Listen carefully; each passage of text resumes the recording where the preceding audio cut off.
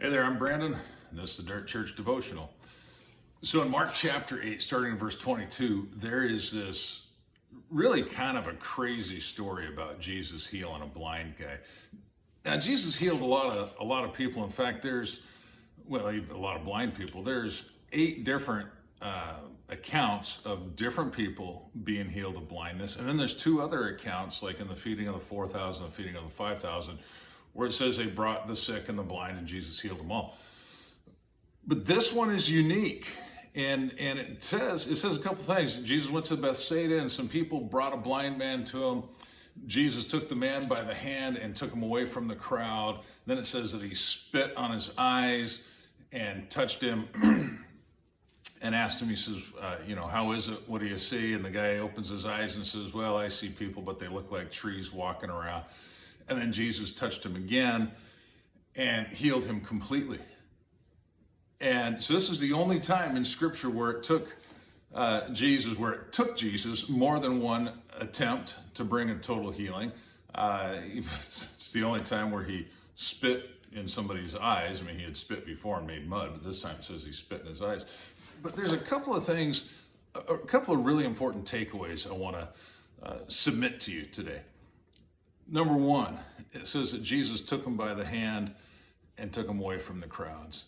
It is so important for us to be able to get away with Jesus. It's so important for us to be able to get away from the hustle and bustle of the busyness of life. You know, even when we're at church, we can be so caught up with catching up with friends. We can be so caught up with, the things that we have, the role that maybe we're taking up the offering or we're wanting to give an offering, or maybe we're involved in the worship team or whatever. We're a greeter. We got things to do. We're thinking about what we're doing afterwards.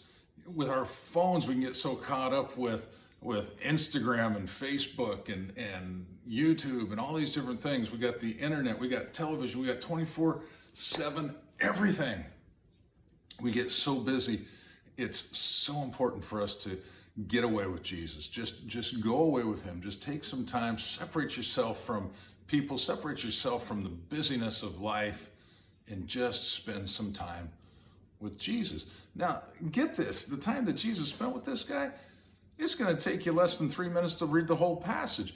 Maybe he spent 15, 20 minutes. It doesn't have to be a long time, but it's got to be quality time.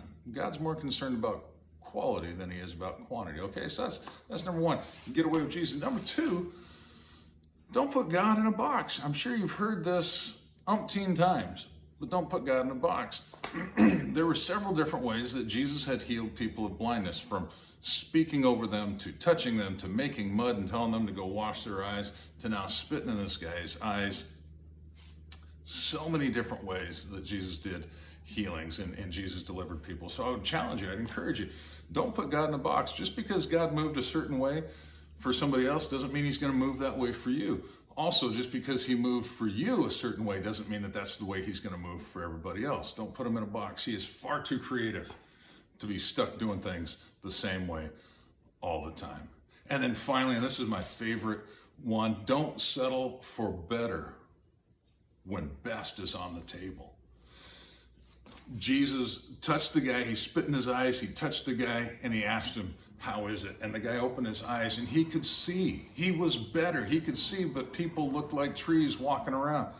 He was better, but he knew there was more available. Instead of just saying, oh, hey, that's better, that's good, I can go on now. I can at least, not run into walls and things. He said, well, it's better, but it's not best. How many times do we settle for better when there's best on the table? Let me challenge you with this. If you've been praying about something, you've been praying for something, for somebody, and you haven't got an absolute no, then there's something else on the table. Keep pressing in. Now, Paul prayed 3 times that God would take the thorn from his side. He got an absolute no, and so he said, all right, you know what? I'll boast about my weakness, because when I'm weak, then he's strong. But if you don't get an absolute no, that means that there may be more on the table. You just need to keep pressing in. Be honest with God and say, well, it's better, but I want more. All right, chew on that. We'll talk to you next time.